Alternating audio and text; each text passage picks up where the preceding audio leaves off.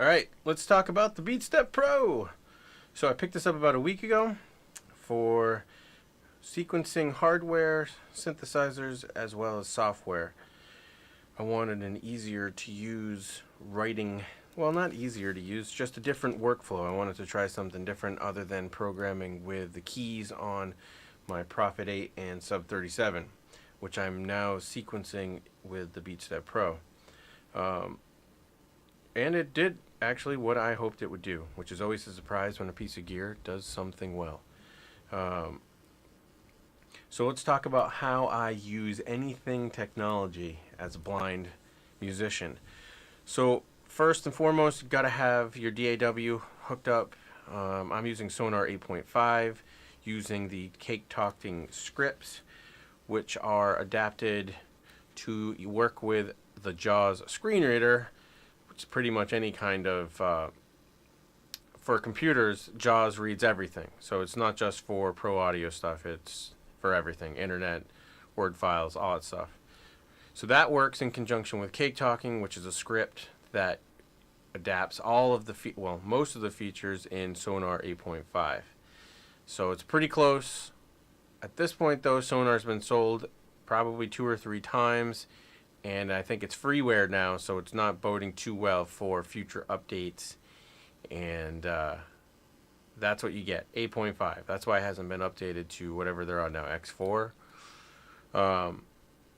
So until then, this is what we're working with. So the Beat Step Pro worked pretty well out of the box. It was quick. The way I usually go over a synth first is to get a feel. Just put your hands on the thing, just look around. Try to identify what you think are groups. Obviously, the step pads are a group. So I, top left, how I always look at things is from the top left, and either I'm going to go across or I'm going to go down. With this particular piece of gear, I thought vertical was better. So this first group, section 1, group 1, would be the sync button, tempo, rotary knob, and below or to the right of that is, I think, tempo, tap tempo, and various other things. So that's section 1, group 1. Below that is section 1, group 2, and these are the 3 rotary knobs with the 2 soft buttons for track. I like how they made swing, randomness, and probability a dedicated knob per function. This is what I'm looking for, is more control with less screens, because screens are the enemy. And here we are, a touch screen. All this does is act as a ribbon controller and various. It's cool. I like it. I didn't think I'd find it useful, but it's cool for coming up with weird glitchiness. So that I would consider this screen to be group 3, section 1. Below that, we've got these 6 soft rectangle buttons, things like last step, up and down. Over here, you've got transpose, I believe, on the top, and below this allows you to move everything at the same time, all your sequencers simultaneously. I don't remember what it's called. So if you have space, you can fit braille tape in here. You can mark things, and there might be enough space in here to put some braille tape, but it's going to get tight, and it's probably going to fall off if you can't get a big enough piece.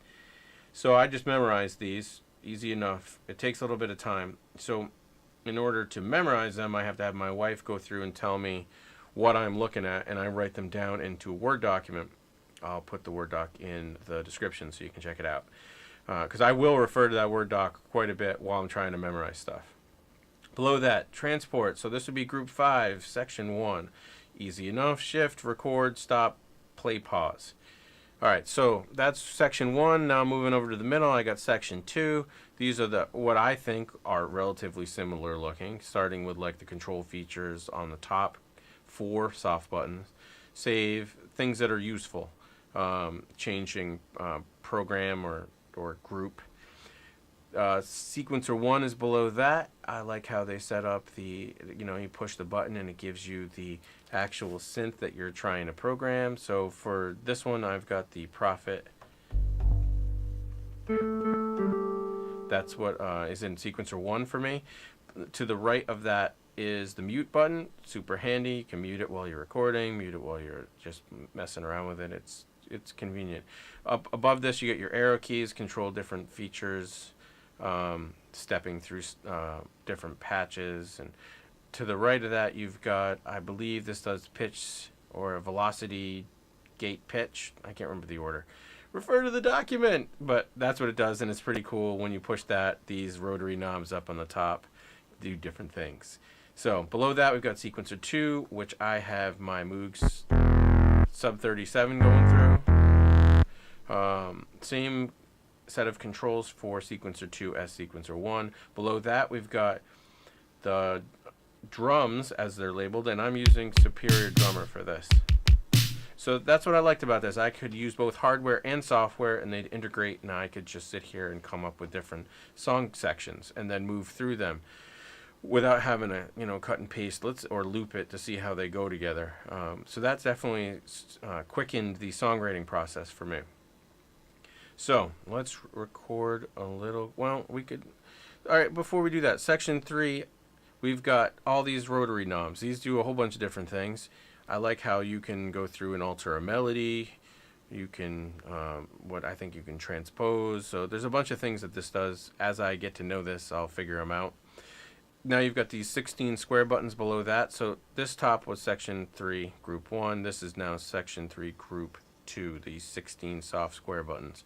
I did use braille tape for these because counting to, 14 or 9, some of the middle ones, because you can always go from the edge and count backwards. But I did 1, 4, 8, 12, and 16. So I can just count over from where I am. Easy enough. Below that, we've got this, what I would call section 3, group 3, the step pads. Basic stuff. All right, let's program a beat. So I'm using Sonar as my clock source, which is easy to synchronize with in the top left button, labeled sync on the Beat Step Pro. Brilliant. Play. So let's write a beat. And I got nothing.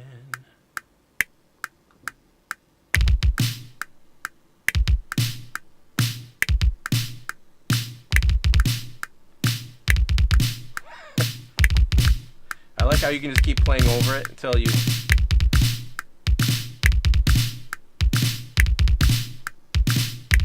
find a beat that you like or can't stand. So since I hate this, I'm going to bank up or patch up and go back to it, because this is similar to analog drum machine world, where if you don't save what you just wrote, it's gone forever into the ether of drumland. 1, 2, 3. I got nothing. Push record. All right.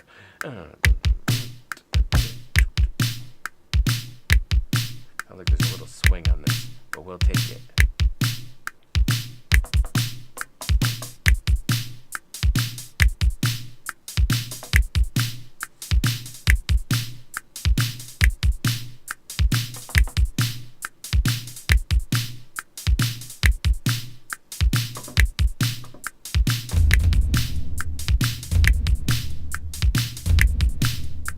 Good enough. Now we'll go to the mood. Let's do a little bass line. Funky bass line.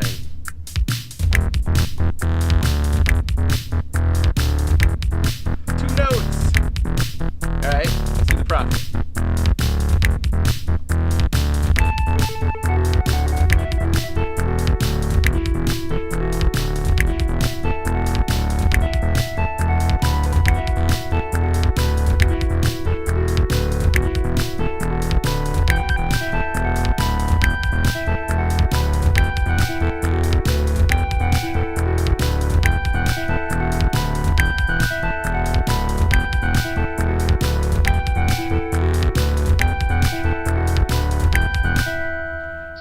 So, good enough. So, let's say you want to save your things.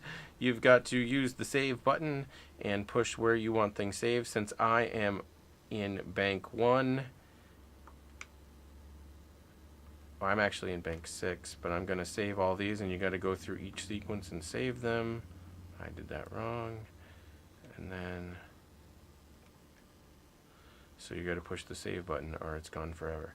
It does make it easy to copy stuff though, if you just want to like save the drum sound, for example, to the next bank, because you want to keep your beat somewhat similar. Easy enough. So for songwriting, totally cool. Love it.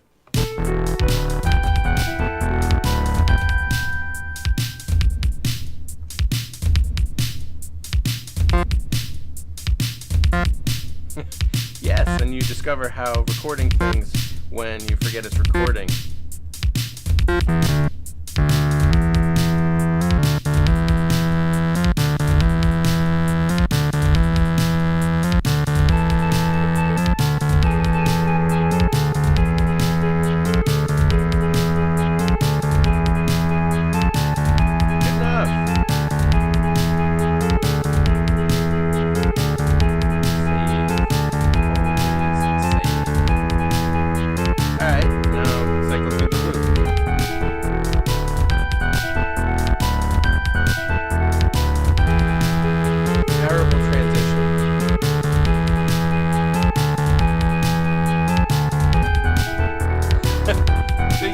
Though it allows you to see, do these parts go together? And they could if you wrote a